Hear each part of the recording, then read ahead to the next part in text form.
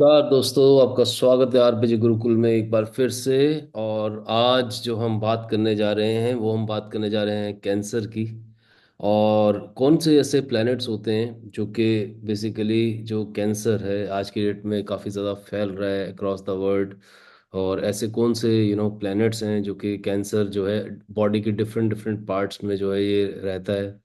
तो उस चीज़ों को थोड़ा सा समझने की कोशिश करते हैं मेडिकल एस्ट्रोलॉजी की पॉइंट ऑफ व्यू से, एज वेल एज क्या मतलब इसके ट्रीटमेंट्स हो सकते हैं वो भी समझने की कोशिश करते हैं। और the most important thing is कि हम एस्ट्रोलॉजिकल ट्रीटमेंट्स को भी समझेंगे और जो आयुर्वेदिक ट्रीटमेंट है तो उनका भी, जैसे कि अभी हम देख रहे हैं कि इंडिया में खासकर हमारा जो किचन होता है वो इतना पावरफुल है कि अगर हम चाहें तो अपने किचन के अंदर से ही कैंसर जैसे इस मतलब प्रॉब्लम को ख़त्म कर सकते हैं। परंतु और किंतु बात क्या है कि it's a matter of trust. और हम लोग जो है बेसिकली बहुत जल्दी जो है एलोपैथिक जो वे ऑफ ट्रीटमेंट है उसकी तरफ बढ़ जाते हैं, और एज अ रिजल्ट हम लोग chemotherapy and other ways of taking radiation and resolving the cancer उसकी तरफ बढ़ते हैं। बट देखिए, अब मैं आपको थोड़ा सा डायरेक्ट अंदर मुद्दे की तरफ लेके जाता हूँ, थोड़ा और गहरे में उतरते हैं। देखिए क्या होता है कि अक्सर हम बोलते हैं कि हम कैंसर हो गया मगर इस स्टेज पे हुआ। ये आप बहुत कम देखेंगे, रेयर देखेंगे कैंसर आपको पता लगा और वो फर्स्ट स्टेज पे ही आपने डायग्नोज कर लिया। तो ऐसा जो होता है वो होता क्यों है, उसके पीछे एक बहुत मेजर रीज़न है कि जो किसी भी डिजीज़ का अनडायग्नोज रहना, मतलब उसका आइडेंटिफाई ना होना, जो है वो राहु एंड केतु के कारण रहता है। नॉट ओनली कैंसर, राहु और केतु जो है मेजरली ट्यूबरक्लोसिस के अंदर भी अपना रोल प्ले करते हैं। अलग अलग तरह का जो ट्यूबरक्लोसिस होता है उसमें भी इनका बहुत मेजर रोल रहता है। और खासकर वो डिजीजेस जो कि अंदर ही अंदर हमारी बॉडी में फैलती हैं, परंतु बात यह है कि उनके बारे में हमारे को पता नहीं लगता, because sometimes we are unaware in terms of symptoms. And definitely क्या कैंसर एक ऐसी बीमारी है जिसको हम सोचते भी नहीं कि वो हमारे को हो सकती है। हमारे सोच से परी होती है। तो अब क्या है कि अब हम देखते हैं कि मतलब ऐसे कौन कौन से प्लैनेट्स हैं जो इसमें रोल प्ले करेंगे। तो गाइस, मैं आपको ना कुछ केस स्टडीज के थ्रू समझाने की कोशिश करता हूँ। देखिए, हमें ये समझना है कि सबसे इम्पोर्टेंट चीज़ ये है कि अलग अलग बॉडी पार्ट्स के अंदर जब हम काल पुरुष को आइडेंटिफाई करते हैं तो कैंसर होने की संभावनाएं रहती हैं। जैसे कि फॉर एग्जांपल आप युवराज सिंह जी का बात करते हैं तो उनको जब कैंसर हुआ था तो वो उनको लंग का कैंसर था। ठीक है, इसी तरह से एक बहुत कॉमन है सर्विकल कैंसर जिसे हम बोलते हैं, that is also very popular, और मतलब ज़्यादा होता है, बहुत ज़्यादा। और अभी जैसे मनीषा कोइराला जी को जो हुआ था फॉर एग्जांपल, तो that was something ovarian cancer जिसे हम बोलते हैं, वो हुआ था। और जो सोनाली बेंद्रे को हुआ था वो एक अलग टाइप का मेटास्टेस्टिक बोलते हैं इसको, मतलब वो इन्फेक्शन होता है जो कि फैल जाता है, तो वो एक अलग टाइप का कैंसर है। बट अब सवाल इस बात का है कि कैंसर जो हो रहा है इसमें मेजर रोल कौन सा ग्रह प्ले करेगा, तो वो हम समझने की कोशिश कर रहे हैं यहाँ पर। तो देखिए, यहाँ पे हम सैटर्न और मार्स को तो इग्नोर कर ही नहीं सकते, क्योंकि मार्स जो है बॉडी में ब्लड का कारक होता है, ठीक है ना। और कहीं ना कहीं कैंसर का अगर आप बहुत सादी भाषा में अगर मीनिंग समझने की कोशिश करते हैं तो कैंसर हैपन्स व्हेन आपके जो बॉडी के जो सेल्स हैं उनको ऑक्सीजन जो है मिल, मतलब ब्लड तो चल रहा है मतलब, मगर वो ऑक्सीजन लेना बंद कर देते हैं, और वो जो एरिया है स्पेसिफिकली जिस भी बॉडी के पार्ट में आपको कैंसर हुआ है वो एक तरह से एक सिर्फ मांस का टुकड़ा बन के रह जाता है, और उसके अंदर जो है ऑक्सीजन ग्रहण करने की जो शक्ति है वो नहीं रहती है। तो अब इस चीज़ को कैसे वर्कआउट किया जा सकता है, इन सेल्स को कैसे जगाते हैं हम लोग, ठीक है ना। तो ये सारी जो चीज़ें हैं उसमें there are two types of remedies जो कि हम फॉलो कर सकते हैं। एक तो हमारी एस्ट्रोलॉजिकल रेमेडीज होती हैं। फॉर एग्जांपल, आपको किसी भी तरह का ब्लड कैंसर या ब्लड से रिलेटेड कोई कैंसर होता है, definitely you need to focus on Mars. Then further हम बात करते हैं कि अगर आपको ब्रेन में न्यूरोलॉजिकल यानी ब्रेन के नर्वस सिस्टम से रिलेटेड कोई कैंसर होता है या ब्रेन ट्यूमर भी होता है तो उसमें कहीं ना कहीं आपके सैटर्न का बहुत मेजर रोल रहता है, ठीक है। और ब्रेन ट्यूमर्स भी इसी तरह से फैलते हैं, उनका भी पता नहीं लगता कि वो कब कौन से स्टेज पे पहुंच गए, और अचानक से पता लगता है कि yes the person is having issues now. तो this is how we have to understand. So एक ये कंसर्न था। तो सैटर्न और मार्स इंपॉर्टेंट रोल प्ले करते हैं। और कहीं ना कहीं क्या होता है ना कि हमारे बॉडी के अंदर जुपिटर जो होता है ना उनको अच्छी वायु बोला गया है, एक अच्छी और हेल्दी वायु, हेल्थ ओरिएंटेड वायु बोला गया है। दो तरह की वायु होती है बेसिकली, एक होती है राहु। तो राहु जो है वो हमारी बैड एयर है हमारी बॉडी के अंदर, किसी भी फॉर्म में बैड एयर, बैड गैस, ठीक है। और जो हमारा जो बेसिकली जुपिटर है, वो बेसिकली हमारे लिए एक गुड एयर है, the air which brings lot of oxygen and good bacteria in our body, as well as Jupiter का वैसे भी बहुत ज़्यादा रोल रहता है, बिकॉज ऑलमोस्ट जो हमारे जुपिटर के पॉइंट ऑफ व्यू से जब आप मेजर अपने स्टमक को देखेंगे और वहाँ पे जितने भी बॉडी पार्ट्स हैं, वहाँ पर जो मेजर रोल खासकर अपर स्टमक में जो प्ले करते हैं, वो मतलब आप ये मान के चलिए कि जुपिटर का और सूर्य का बहुत ज़्यादा उसमें रोल रहता है। तो we have to understand that thing also. तो कहीं ना कहीं ये जब कॉम्बिनेशंस बनते हैं, देखिए मैं आपको भी केस स्टडीज दिखाऊंगा, मगर कहीं ना कहीं होता है कि मान लीजिए फॉर एग्जांपल किसी व्यक्ति का फोर्थ हाउस का लॉर्ड अब मान लीजिए राहु एंड केतु की ग्रिप में आ गया, तो इट मे ब्रिंग कैंसर। जब भी राहु और केतु की ग्रिप में कोई प्लेनेट फंसते हैं, तो इट मे ब्रिंग कैंसर। या फिर आपके हॉरोस्कोप में आपको सैटर्न और मार्स का कॉम्बिनेशन दिखता है, तो आपको सचेत हो जाना चाहिए, ठीक है। और मोस्टली ये होता है कि जब हम महादशा अंतरदशा की बात करते हैं, क्या होता है ना कि लाइफ तो पूरी आदमी की होती है। अब जैसे फॉर एग्जांपल हम बात करते हैं कि मतलब जैसे मतलब 2011 में हुआ था युवराज सिंह को कैंसर। अब 2011 की महादशा अंतरदशा जब आप ट्रिगर करेंगे देखेंगे, तो वहां पर वो चीज़ आपको होती हुई दिखेगी, ठीक है ना। तो somehow we have to understand, हम प्रैक्टिकली केस स्टडीज के साथ अभी इस चीज़ को समझते हैं कि कैसे ये चीज़ें इम्प्लीमेंट, ये जो प्लैनेट्स हैं अपना कैसा इम्प्लीमेंट करते हैं कैंसर को। तो we have to understand that also. और और ह्यूमन पेप्लिमा वायरस करके एक वायरस होता है, जो कि मतलब एक तरह का कैंसर होता है, जो सर्विकल कैंसर या ओवरियन कैंसर भी बोल सकते हैं। मगर जो यूट्रस का लोअर पार्ट होता है, जहाँ पे वो वेजाइना से टच करता है, तो वो वाला जो पार्ट होता है, जब उस तरह का कैंसर होता है तो वो सर्विकल कैंसर होता है। तो वो भी आजकल बहुत कॉमन है। तो now we have to understand कि ये जो हम कुछ केस स्टडीज लेते हैं, मैं आपको स्क्रीन शो अपनी शेयर कर रहा हूँ, आप ज़रा देखिए, आपको पता लगेगा कि मैं किस तरह से क्या आपको समझाने की कोशिश कर रहा हूँ। शायद आपको मेरी बातें क्लियर हो। तो let us go deeper into this. देखिए मैं आपके सामने अभी कुछ हॉरोस्कोप्स लेके आया हूँ। ये जो हॉरोस्कोप आपको दिख रहा है, ये श्री युवराज सिंह साहब का हॉरोस्कोप है। तो इसमें हम जब देखते हैं कि मैंने जैसे आपको बताया कि 2011 में इनको जो है ये कैंसर हुआ था। जब 2011 में जब मैं डीप जाके देखता हूँ, तो यहाँ पे मुझे पता लगता है कि इनकी 2010 में सैटर्न में केतु की महादशा, मतलब सैटर्न की महादशा चल रही थी, ठीक है। और सैटर्न में शुक्र की महादशा जो थी 2 साल की चल रही थी, जब इनको कैंसर अकर हुआ था। और इनको अकर जो कैंसर जो है इनके मतलब पूरी तरह से फंस गए थे कैंसर के अंदर, जब इनको सारे सिम्टम्स और जब ये ट्रीटमेंट के लिए गए हुए थे। अब देखते हैं क्या कारण रहे होंगे। देखो इनको लंग्स का कैंसर होता, तो चौथा हाउस जो होता है बेसिकली लंग्स को रिप्रेजेंट करता है यहाँ पे। फोर्थ हाउस का लॉर्ड कौन है? वीनस है, ठीक है ना। और अगर गहरे में जाके देखेंगे, जैसे आई टोल्ड यू, देखिए सैटर्न और मार्स एक साथ बैठे हुए हैं यहाँ पे। आप देख रहे हैं जो मैं आपको बात बोली थी कि सैटर्न और मार्स का कॉम्बिनेशन अगर बनता है, then again it's a troublesome problem. देन वीनस को देखिए, वीनस इज जो है वो एक तरह से राहु एंड केतु की ग्रिप में बैठा हुआ है, राहु एंड केतु के साथ बैठा हुआ है।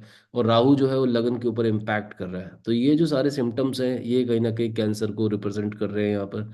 अगर जब हम इनकी महादशा देखते हैं, तो सैटर्न में शुक्र का जब फेज आया, तब इनको ये बहुत ही रेयर फॉर्म ऑफ कैंसर है जो कि इनको लंग्स के अंदर अकर हुआ था। तो सैटर्न में वीनस के फॉर्मेट में जब ये मतलब महादशा में जब ये एंटर हुए थे, महादशा और अंतरदशा, तब इनको ये कैंसर हुआ था। तो ये देखिए एक केस स्टडी है आपके सामने, और किस तरह से राहु ने, क्योंकि ये जो इनकी लगन साइन है वो मून से गवर्नड है, तो राहु ने अपना अटैक मून के ऊपर किस तरह से खोला है, ये आप यहाँ पर देख सकते हैं, ठीक है। मेरे कर्सर को पे ऊपर ध्यान दीजिए। साथ में मार्स एंड सैटर्न को भी आप देख सकते हैं, ठीक है ना। मार्स एंड सैटर्न ने अपना रोल प्ले किया है। मार्स को अगर आप बहुत ध्यान से देखोगे, मार्स जो है इनके कहीं ना कहीं 10th हाउस का लॉर्ड है और 5th हाउस का लॉर्ड है, ठीक है।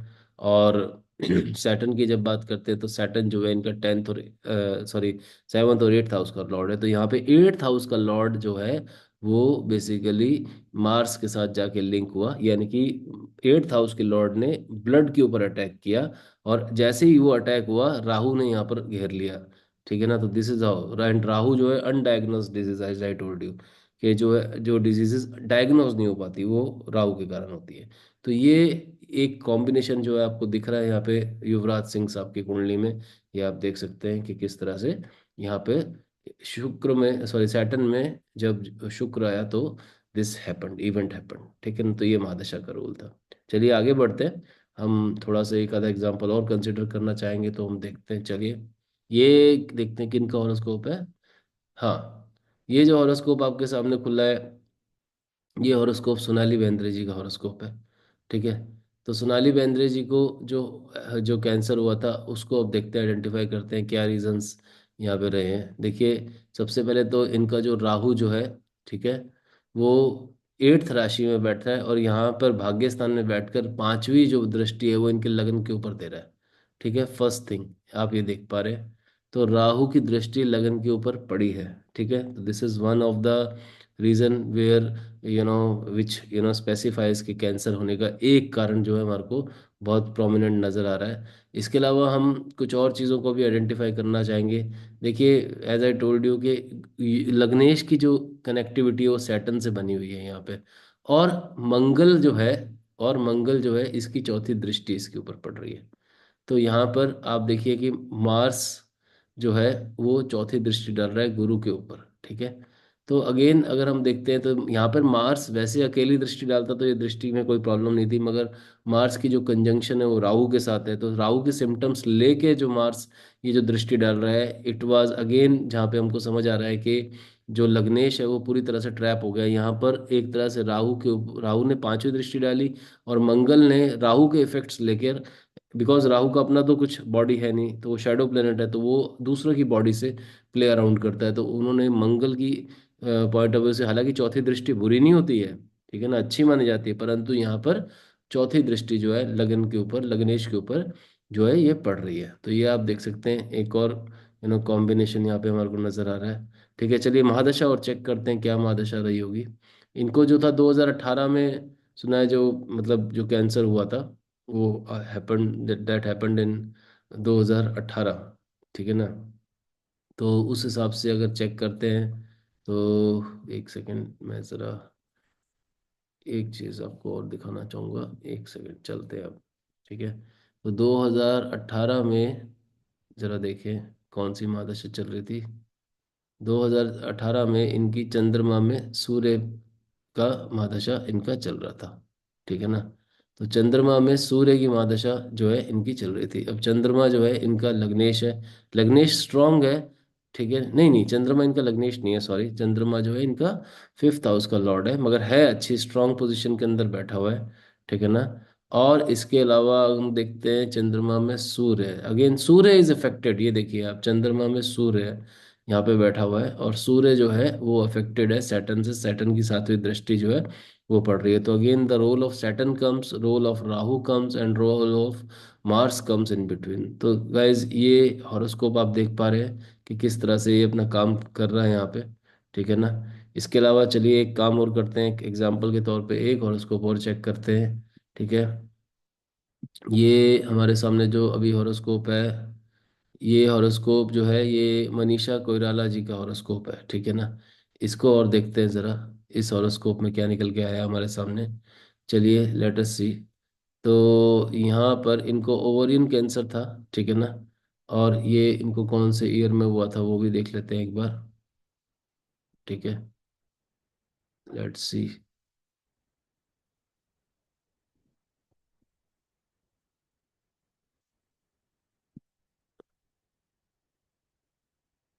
इनका कौन सा ईयर था,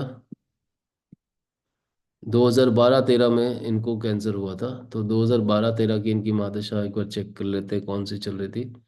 2012-13 में जुपिटर में मंगल का यहाँ पे रोल दिख रहा है, सॉरी जुपिटर में राहु का रोल दिख रहा है, ये देखिए आप, 12-13 की बात हो रही है। तो 2012-13 में जब जुपिटर में राहु था, अगेन आप देखिए कि राहु ने अपना रोल यहाँ पर फिर से प्ले किया है पूरी तरह से। ठीक है ना। और राहु ने इनको ओवेरियन कैंसर जो है वो दिया। ठीक है।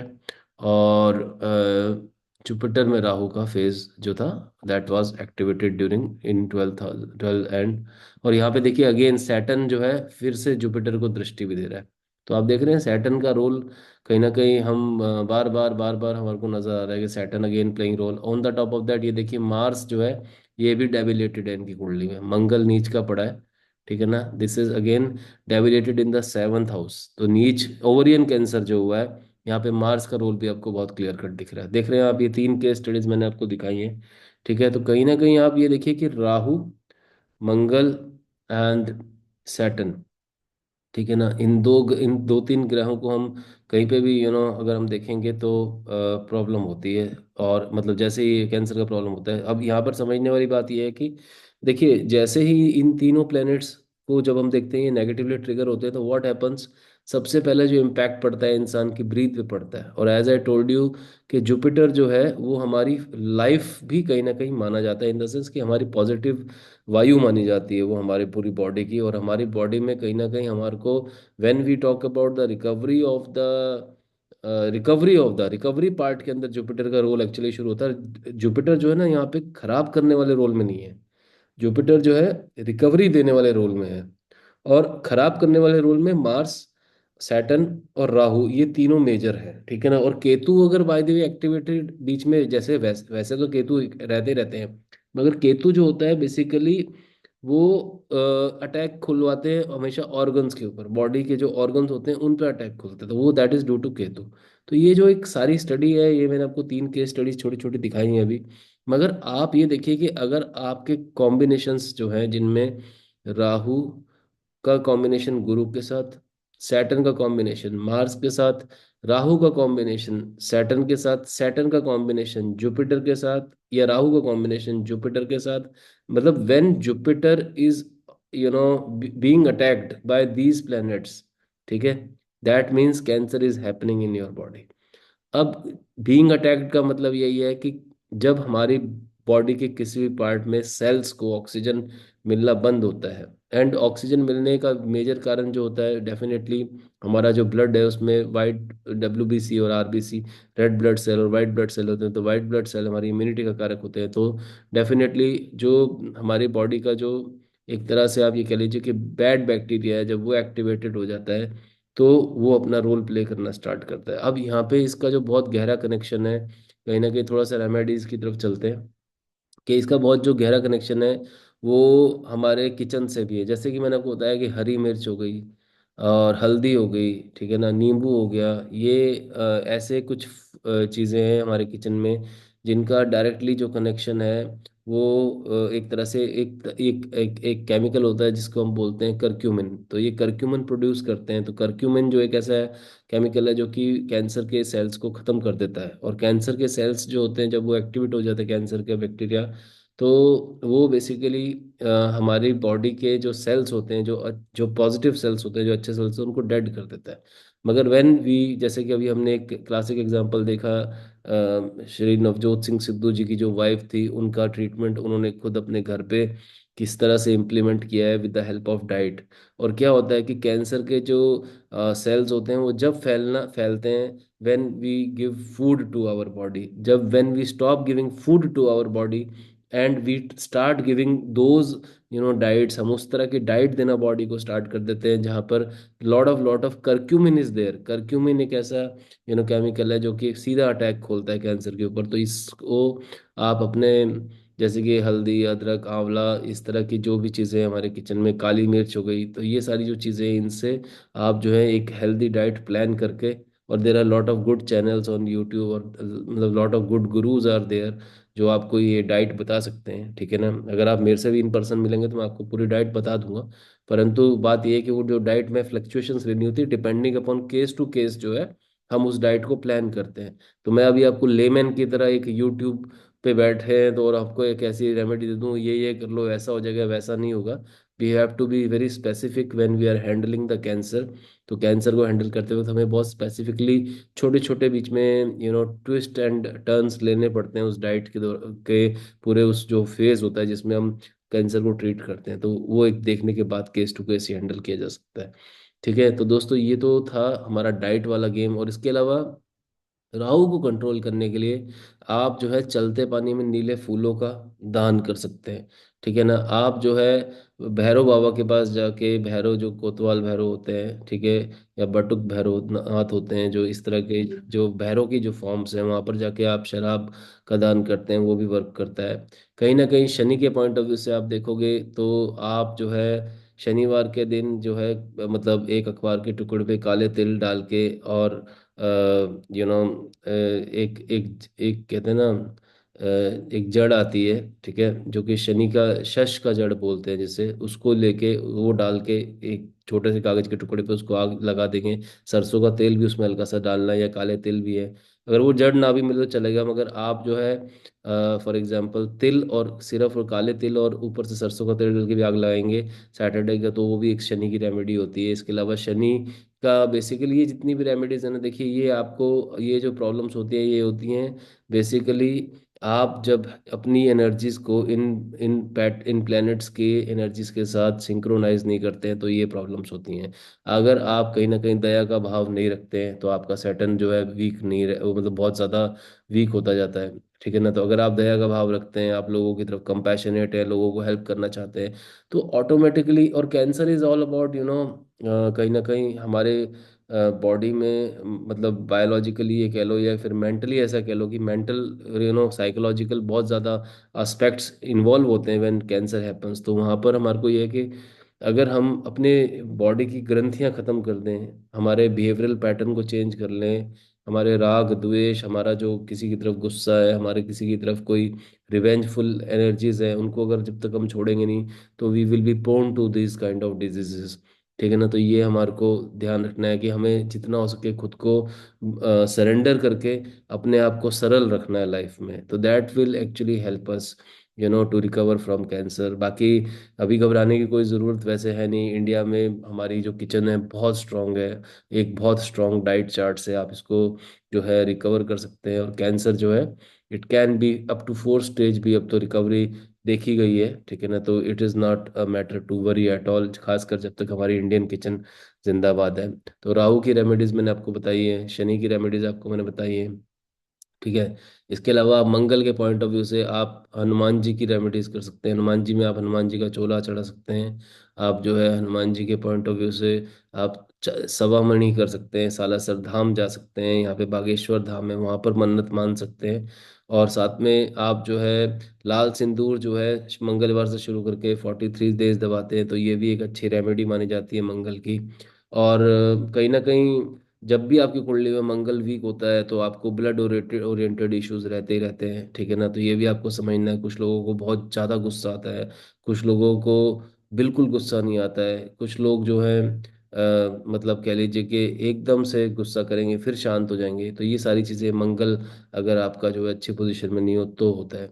तो और मंगल और सैटर्न जो है एक तरह से कह लीजिए कि दो अपोजिट एनर्जीज हैं, मगर इन दोनों का एक दूसरे के बिना काम भी नहीं चलता, तो आप ये भी समझ के चलिए, ठीक है ना। तो मंगल जो है बेसिकली गति माना गया, और सैटर्न जो है वो बिल्कुल लेथार्जिक और स्लो चलने वाले प्लेनेट है।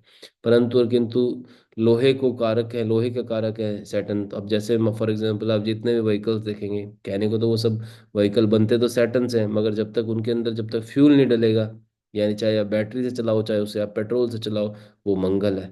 मगर इन दोनों का एक साथ रहना भी जरूरी है अगर गाड़ी चलानी है। तो this is how we have to understand and we have to actually learn to be in every situation.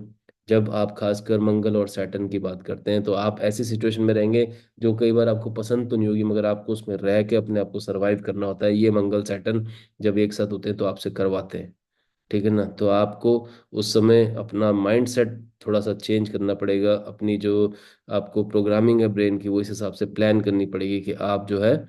और मंगल की एनर्जीज के पॉइंट ऑफ व्यू से आप ये समझ लीजिए, किसी की मंगल की महादशा चल रही है, तो ऐसे व्यक्ति को बोलो कि भाई तुम जाओ और थोड़ी जिमिंग विमिंग करो, ठीक है ना, थोड़ा भागो, थोड़ा रनिंग करो, थोड़ा अपनी एनर्जीज को जो है पॉजिटिव वे में यूज करने की कोशिश करो। अगर पॉजिटिव वे में नहीं करोगे तो फिर नेगेटिव वे में होंगी। तो ये सारे कॉम्बिनेशंस हैं, मैंने आपको कुछ चीज़ें अभी दिखाने की कोशिश करी है। और बिकॉज राहु जो है ना, राहु एंड केतु जो है, ये वायरसेस है, ये सारे मतलब कैंसर होता कि वायरस एक तरह का आता है।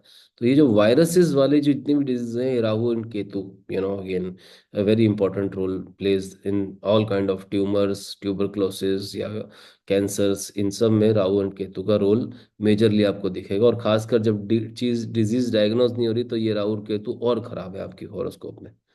तो और इनका कनेक्शन विद द लग्न, यहाँ ये जब बन रहा है, तो आप अपने हॉरोस्कोप खोल के बैठ सकते हैं, चाहे तो साथ साथ चेक कर सकते हैं। तो गाइज एक छोटा सा ये एफर्ट था आपको समझाने का कि हॉरोस्कोप में किस तरह से जो है आपकी कुंडली में राहु केतु, जो शनि मंगल, ये चार ग्रह बहुत ज़्यादा रोल प्ले करते हैं। और जब ये रोल प्ले करते हैं, तो उसका इफेक्ट सीधा जुपिटर पे पड़ता है। तो this is the conclusion of this video. और कंक्लूजन से मेरा मतलब है कि जो जुपिटर जब अफेक्ट होते हैं, तो डेफिनेटली आपकी जो बॉडी की जो अच्छी हवा है, प्राण वायु जिसे बोलते हैं, आपका प्राण कोश जो है, अगर वो जैसे ही अफेक्ट होगा, तो भाई 3 मिनट भी आपको ब्रीथ नहीं आई, तो आपकी बॉडी जो है एकदम आपकी जो चेतना है वो चली जाएगी। 3 से 3.5 मिनट लगते हैं एग्जैक्टली। तो this is how we have to understand. तो गाइज उम्मीद करता हूँ आपको मेरी बातें थोड़ी बहुत तो समझ आई होंगी। एक कोशिश कर रहा हूँ मैं भी मेडिकल एस्ट्रोलॉजी के पॉइंट ऑफ व्यू से आपको समझाने की। फिर भी यदि आपके कोई क्वेश्चन है, कोई प्रश्न है, कुछ पूछना चाहते हैं, तो आप बताइए। मैं कोशिश करता हूँ आपके प्रश्नों का उत्तर दे सकूँ। और बहुत बहुत धन्यवाद आरपीजे गुरुकुल के साथ बने रहने के लिए। कोशिश करता हूँ आगे और कुछ वीडियोस आपको दे सकूँ, जिनमें कोई वैल्यूबल कंटेंट आपको दे सकूँ। कुछ आपकी इच्छा है, कोई आप कहना कहना चाहते हैं, तो बोलिए, मैं उस पर भी कंटेंट बनाऊंगा। सो विद दिस नोट, नमस्कारम, बहुत बहुत धन्यवाद।